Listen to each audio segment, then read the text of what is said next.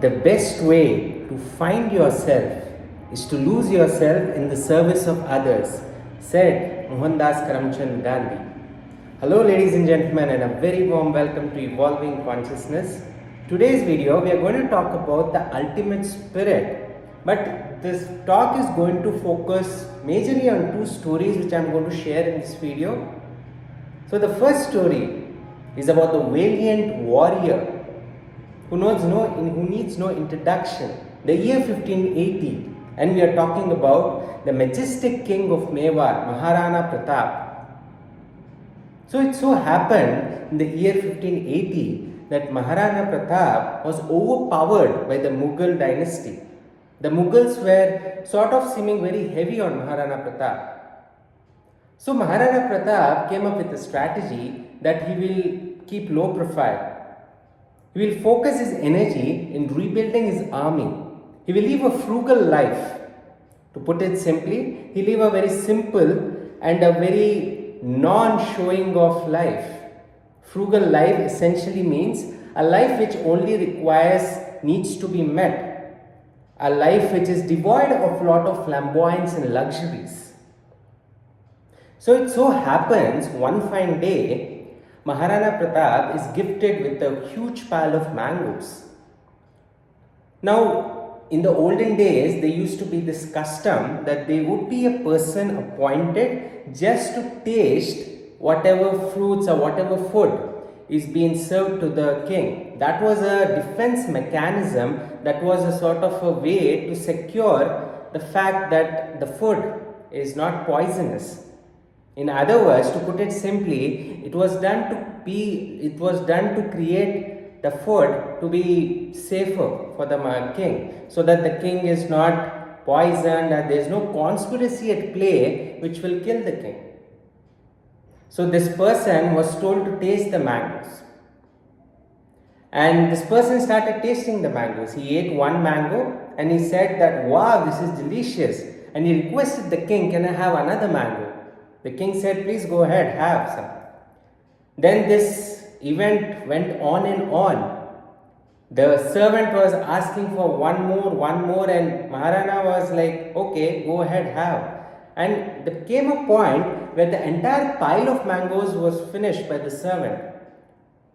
Initially, Maharana Pratap had a certain amount of sympathy, had a certain amount of thought process that probably this person hasn't had much in recent past, and that's the reason he's just craving so many mangoes, and he's able to just satiate his hunger through those mangoes.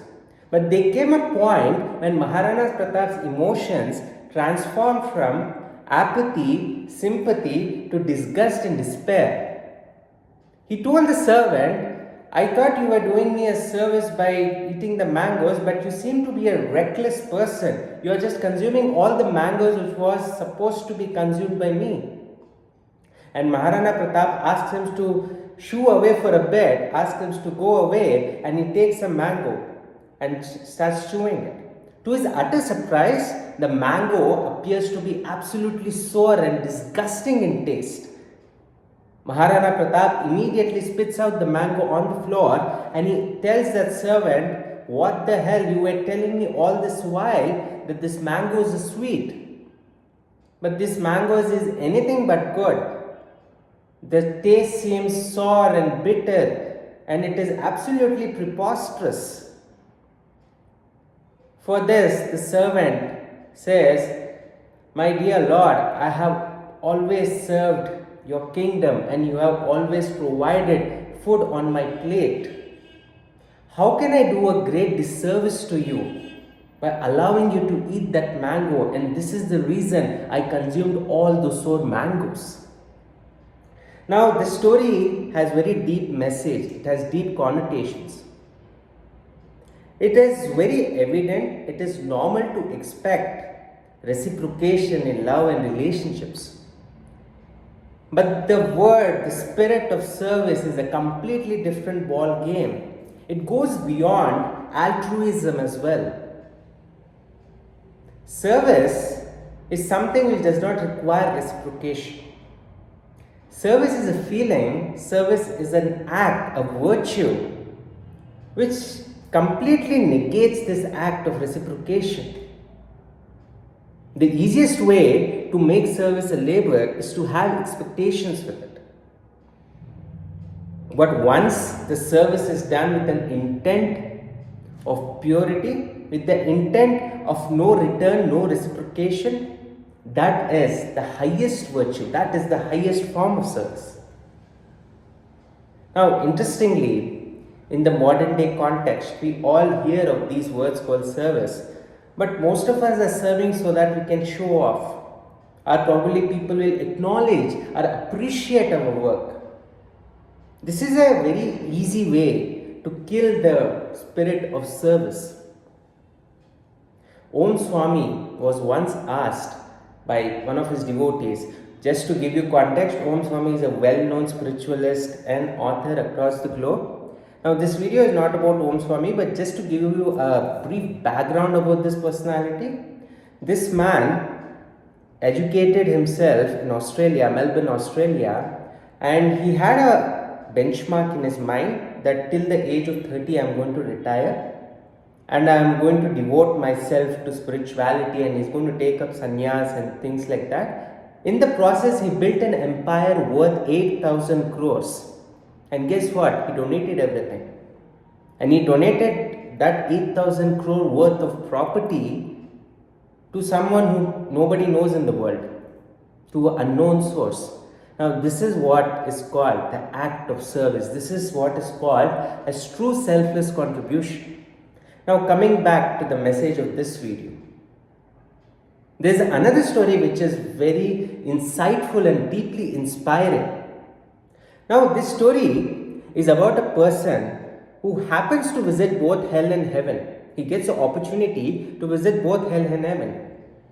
He goes and visits hell, and what he sees there, that there is an unlimited amount of food served in front of the maids of hell, and they are allowed to have it. But when he goes closer to those people who are about to consume that food on the table, he notices a very nuanced thing there. He observes that the hands of the people is sort of fixed, it is sort of restricted from wooden planks. Using wooden planks, they have restricted the movement of their hands. So they are only left with their head to consume the food. And the people are struggling to even consume a single morsel of food.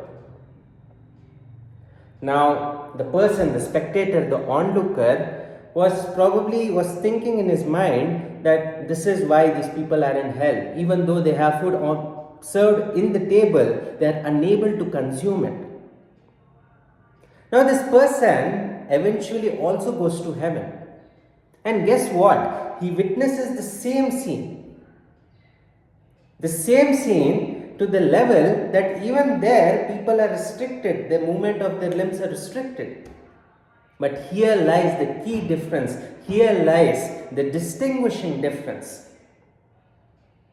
He sees that instead of starving or instead of struggling to consume that piece of food, the morsel of food which is lying in front of the table, the people there, they are serving each other, and their hands are freely able to serve each other because their hands cannot, the elbows can't bend, but they can easily serve each other.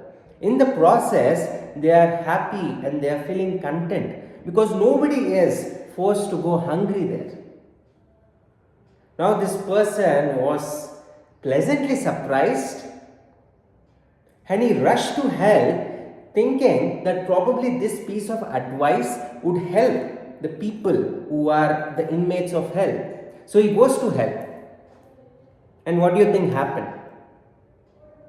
He goes to hell and he tells the people there that this is what I saw in heaven. So I think it will be a great idea if you can start doing that. And you know what the people in hell tell? I absolutely lost it. I am struggling to have a piece of bread myself, and you are proposing, you are asking me to serve it to my neighbor, to my fellow person sitting here or there. Are you lost it? Are you crazy? Now, the person, the onlooker, the spectator understood that very moment the difference between hell and heaven. We all go through the same kind of circumstances, the same kind of challenges. Of course, the degree to which we face those challenges differ. But what creates hell or heaven is not the outside. What creates hell or heaven is the way we approach the problem. Om Swami was once asked, what is surrender? We hear a lot about this thought, this virtue of surrender in spiritual communities. And he gives a one-line answer. He says service is surrender. Because without service, surrender dies a quick death. And without surrender, service is not service.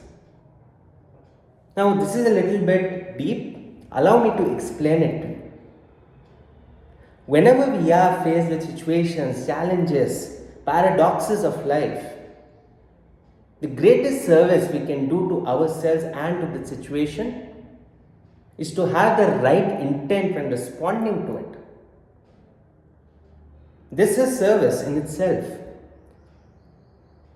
And if you think about it from a deep context, it also gives us immense threshold, immense propulsion to come up with this idea that surrender is a feeling which is not something which will give us acknowledgement. Surrender is that feeling which keeps you at ease.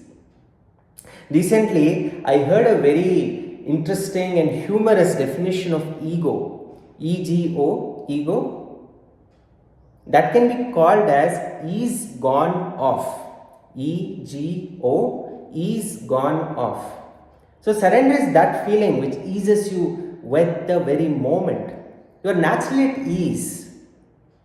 And when you are operating through this mindset of service, where you are absolutely least bothered about who is acknowledging you, who is talking what, but your intent remains of service, that makes the difference.